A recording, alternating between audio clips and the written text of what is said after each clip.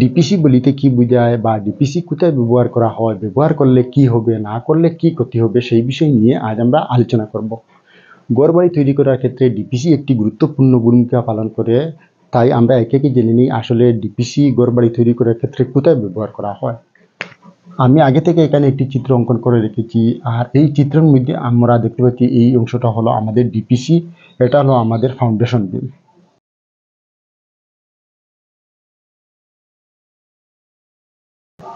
তারপরে আমরা এই যে অংশ যেটা দেখতে পাচ্ছি সেটা হলো আমাদের ইটের গাঁথনি। তারপরে এটা হলো আমাদের ডিপিসি, এর উপরে যে গাঁথনিগুলো দেখতে পাচ্ছি সেটা হলো আমাদের ঘরের মেইন ওয়াল। এবারে আমরা মূল বিষয় চলে যাই, আসলে এখানে আমরা ডিপিসি কেন ব্যবহার করব। ডিপিসি যদি আমরা ব্যবহার না করি তাহলে কি হবে, এখানে তো যেহেতু আমাদের মাটি ভরাট আছে বা পাশে যদি জল থেকে যায় সেই ক্ষেত্রে কি হবে, এখানে থেকে জল ইট ধীরে ধীরে শোষণ করে নিবে, আর সেই জলটা সরাসরি এখানে ডিপিসি না থাকলে ওয়ালের উপরে ট্রান্সফার করে দেবে, অর্থাৎ আমাদের মেইন ঘরের ওয়ালে চলে যাবে। আর যদি মেইন ঘরের ওয়ালে চলে যায় তাহলে সেই জায়গায় অর্থাৎ মেইন ওয়ালে 2-3 ফুট জায়গা কি হবে, ধীরে ধীরে মরিচা অথবা শেওলার মতো কিছু একটা লেগে থাকবে বা নুনা ধরে রাখবে, বা এখানে কি হবে ধীরে ধীরে ওয়ালের যে প্লাস্টার যেটা সেটা ফেটে যাবে এবং ওয়ালটা ধীরে ধীরে সেই জায়গায় দুর্বল হয়ে পড়বে। তাই অবশ্যই এই জায়গায় আমরা ডিপিসি ব্যবহার করব। আর ডিপিসি ব্যবহার করতে গিয়ে আমরা যে মিশ্রণ যেটা তৈরি করব অর্থাৎ মশলা যেটা তৈরি করব সেই মশলার অনুপাতটা আমাদের হবে, যদি আমরা 1 বালতি সিমেন্ট ব্যবহার করি তাহলে সেই জায়গায় আমরা 2 বালতি বালু ব্যবহার করব এবং 4 বালতি পাথর অথবা কংক্রিট ব্যবহার করব। সেই অনুপাতটা আমরা ব্যবহার করে মিশ্রণ তৈরি করব, আর এই মিশ্রণটা এই জায়গায় আমরা ব্যবহার করব। এবারে আমাদের যে ডিপিসি যেটা সেটার ঘনত্বটা কতটুকু হবে তাহা আমরা জেনে নিই। যদি আমরা ঘনত্বে যাই তাহলে ঘনত্বটা আমাদের হবে 25 থেকে শুরু করে 40 mm বা মিলিমিটার। এই ঘনত্বে ডিপিসিটা আমরা এই জায়গায় ব্যবহার করব। অনেকেই আবার 25 mm দিয়ে দেন, সেই ক্ষেত্রে কিন্তু একটা সমস্যা থেকে যায়, হয়তো এখান থেকে জলটা কোনো সময় বিশেষ উপরে চলে যেতে পারে, কিন্তু যদি আমরা 40 mm ব্যবহার করি সেই ক্ষেত্রে কিন্তু জল এখান থেকে উপরে যাওয়ার কোনো সম্ভাবনা নেই, বা এখান থেকে ইট উপরে জল চড়াতে পারবে না।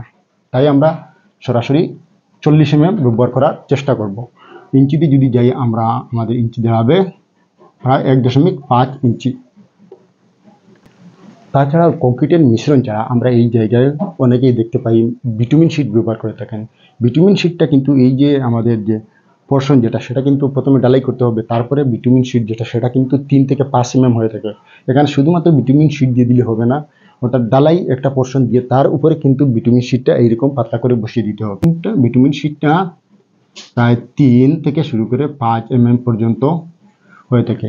তাই আমরা বিটুমিন শিট অথবা ডিপিসি যদি অর্থাৎ আমাদের মশলার যে মিশ্রণ যেটা অর্থাৎ কংক্রিটের মিশ্রণ সেটা যদি ব্যবহার করি সেই ক্ষেত্রে কিন্তু আমাদের এই ওয়ালটা উপরে ওয়ালটা সুরক্ষিত থাকবে, না হলে কিন্তু এখান থেকে ধীরে ধীরে জল গিয়ে উপরে প্রায় 2 থেকে 3 ফুট জায়গা নষ্ট হয়ে যাবে এবং আমাদের ঘরের মেইন এই যে পোর্শন যেটা অর্থাৎ নিচটাই তো আসলে আমাদের, আর সেই আসলটাই কিন্তু খুব ধীরে ধীরে দুর্বল হয়ে পড়ে, আর দুর্বল যদি হয়ে পড়ে তাহলে কিন্তু সম্পূর্ণ ঘরটাও ধীরে ধীরে ভেঙে পড়ার সম্ভাবনা থাকবে।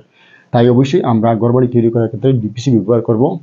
তাহলে আপনারা বুঝতে পারছেন আসলে ডিপিসিটা কি, ডিপিসি ব্যবহারের গুরুত্বটা কি, যদি ব্যবহার না করি তাহলে কি ক্ষতি হবে এবং ব্যবহার করলে কি উপকার হবে অবশ্যই আপনারা বুঝতে পেরেছেন।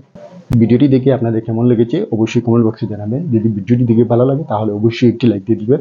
যেহেতু আমি কনস্ট্রাকশন বিষয় নিয়ে ছোটো ছোটো ভিডিও আপনাদের সামনে তুলে ধরি, অবশ্যই আপনারা আমার ভিডিওগুলি বেশি বেশি করে শেয়ার করে দিবেন, হয়তো কারো উপকারে আসতে পারে। ধন্যবাদ।